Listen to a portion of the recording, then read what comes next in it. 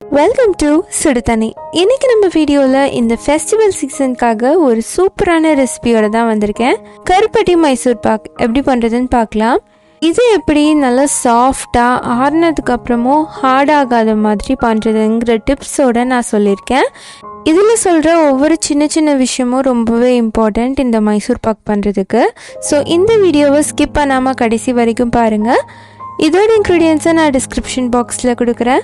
இப்போ வாங்க சேர்ந்து சமைக்கலாம். இதுக்கு ஃபர்ஸ்ட்டு ஒரு கடாயில் 1 கப் கடலை மாவு சேர்த்துக்கிறேன். இதை ஒரு 2-3 நிமிஷம் நல்லா வறுத்துக்கலாம்.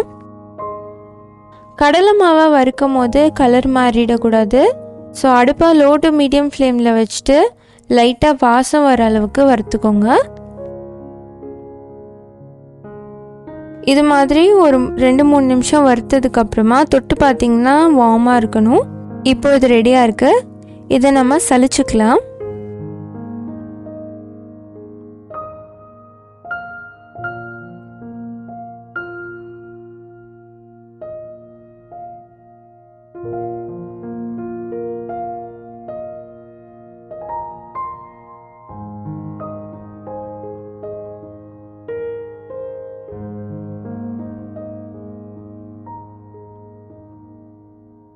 நல்லா இந்த மாதிரி சலிச்சுக்கோங்க.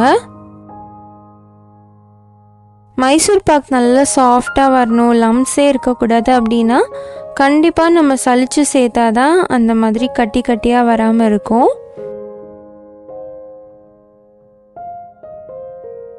இப்போ இது ரெடியாக இருக்குது. இதோட நான் 1/2 கப் நெய் சேர்த்துக்கிறேன். நெய் அப்படியே மணலாக சேர்க்காம நல்லா உருக்கிட்டு 1/2 கப் மெஷர் பண்ணி சேர்த்துக்கோங்க. நீங்கள் அரையிலேருந்து 3/4 கப் கூட இப்போதைக்கு சேர்த்துக்கலாம். நான் 1/2 கப் மட்டும் சேர்த்துருக்கேன். சேர்த்துட்டு இதை லம்ப்ஸ் இல்லாமல் நல்லா மிக்ஸ் பண்ணிக்கலாம். இந்த மாதிரி ஸ்மூத்தாக இதை ரெடி பண்ணிக்கோங்க. இப்போ இது ரெடியாக இருக்குது. இது இருக்கட்டும். அடுத்து நம்ம கருப்பட்டியை கரைச்சிக்கலாம். ஒரு பாத்திரத்தில் 1 கப் கருப்பட்டி சேர்த்துக்கிறேன். நல்லா துருவிட்டு நான் மெஷர் பண்ணிக்கிறேன். 1 கப் கடலை மாவுக்கு 1-1 1/4 கப் சேர்த்துக்கலாம். நல்லா பொடி பண்ணிவிட்டு அதுக்கப்புறமா மெஷர் பண்ணுங்கள். இதில் கொஞ்சமாக தண்ணி சேர்த்து நம்ம ஃபஸ்ட்டு நல்லா கரைச்சி எடுத்துக்கலாம். இப்போதைக்கு பதம் எதுவும் பார்க்க வேண்டாம், கரைச்சி மட்டும் எடுத்துக்கலாம். நம்ம வடிகட்டிட்டு அதுக்கப்புறம் பதத்துக்கு கொதிக்க வச்சுக்கலாம். இந்த மாதிரி இது நல்லா கரைஞ்சதுக்கப்புறமா இதை வடிகட்டி ஒரு கடாயில் சேர்த்துக்கோங்க.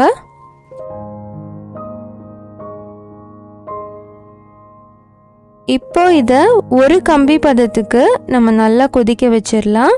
இந்த கம்பி பதம் ரொம்பவே முக்கியம். கம்பி பதம் வராமல் நம்ம முன்னாடியே கடலை மாவு சேர்த்தாலும் நம்மளால் ஷேப் கொண்டு வர முடியாது.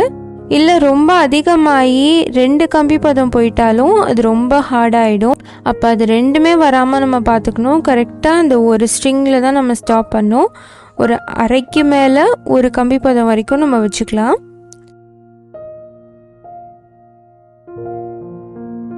இப்போ பார்த்தீங்கன்னா இது நல்லா திக்காயிடுச்சு. இப்படி தொட்டு இப்படி எடுத்து பார்க்கணும்.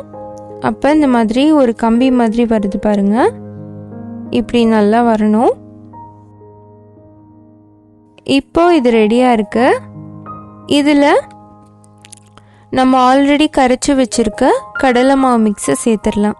இதை சேர்த்துட்ருக்கும் போதே கை விடாமல் நல்லா மிக்ஸ் பண்ணிக்கோங்க. அப்போ கட்டி விழாமல் இருக்கும்.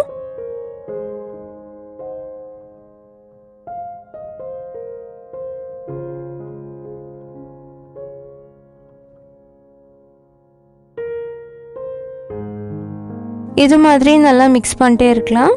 நம்ம சேர்த்துருக்க நெய்யெல்லாம் நல்லா அப்சர்வ் ஆகி ஈவனாக ஸ்ப்ரெட் ஆகிடும். நம்ம ஆல்ரெடி 1/2 கப் நெய் சேர்த்துருக்கோம். இது போக நான் 1/4 கப் நெய் தனியாக உருக்கி வச்சுருக்கேன். இதை நம்ம கொஞ்சம் கொஞ்சமாக சேர்க்க போகிறோம்.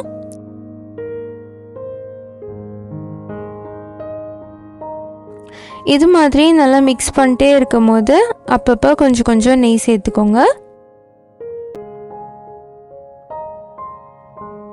ஹையில் வச்சு இதை குக் பண்ணவே கூடாது, கண்டிப்பாக லோ ஃப்ளேமில் வச்சுக்கோங்க.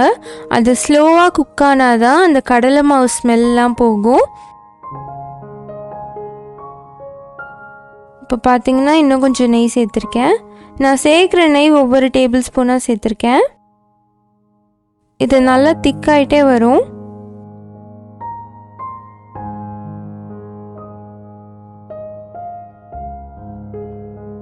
இப்போ பார்த்தீங்கன்னா இன்னும் கொஞ்சம் திக்காக இருக்குது. நான் இன்னும் கொஞ்சம் நெய் சேர்த்துக்கிறேன். மொத்தமாகவும் நெய் சேர்த்துறாதீங்க, அது சூடாகி முருகி போயிடும். கொஞ்சம் கொஞ்சமாக தான் சேர்க்கணும். அது அப்சர்வ் ஆக ஆக கொஞ்சம் கொஞ்சமாக சேர்த்துட்டே வாங்க. இந்த மாதிரி செய்யும் போது தான் நம்மளுக்கு சாஃப்டான மைசூர் பாக் கிடைக்கும். நல்லா அது லேயர்ஸாக வரணும், அந்தளவுக்கு நீங்கள் குக் பண்ணணும். கரெக்டாக லேயர்ஸ் வராமல் நம்ம எடுத்துட்டாலும் அது அப்படியே சவுக்கு சவுக்குன்னு ஆகிடும். மைசூர் பாக் மாதிரி ஷேப்பே பண்ண முடியாது.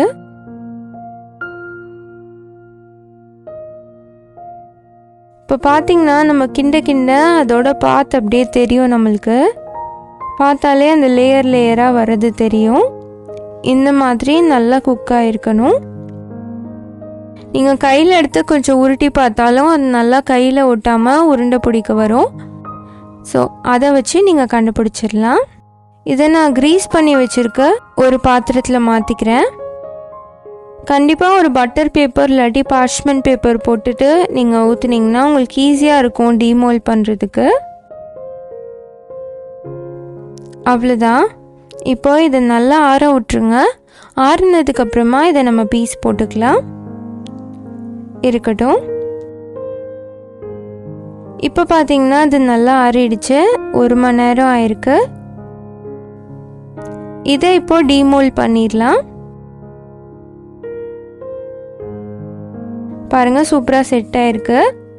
இப்போ இதை நம்ம பீசஸாக கட் பண்ணிக்கலாம். நல்லா ஷார்ப்பான நைஃப் யூஸ் பண்ணி கட் பண்ணுங்கள். பாருங்கள் எவ்வளோ சூப்பராக ரெடி ஆயிடுச்சுன்ட்டு. செம்ம சாஃப்டாக வந்திருக்கு. நம்ம வீட்டிலே இவ்வளோ சூப்பராக பண்ணும்போது கடையில் போய் நம்ம வாங்கணுன்ற அவசியமே இல்லை. வீட்டில் இருக்கவங்களுக்கு நம்மளே நம்ம கையால் சூப்பராக பண்ணி கொடுத்துடலாம். நீங்களும் இதே மாதிரி சாஃப்டான மைசூர் பாக் இதே மாதிரி டிப்ஸை ஃபாலோ பண்ணி ட்ரை பண்ணி பார்த்துட்டு எப்படி இருந்துச்சுன்னு சொல்லி கமெண்ட் பண்ணுங்கள். இந்த தீபாவளிக்கும் உங்கள் வீட்டில் இதே மாதிரி சாஃப்டான மைசூர் பாக்கை மணக்க செஞ்சு பாருங்கள். இந்த வீடியோ உங்களுக்கு பிடிச்சிருந்தா லைக் பண்ணுங்கள். சுடுதண்ணி சேனலை சப்ஸ்கிரைப் பண்ணுங்கள். தேங்க்யூ.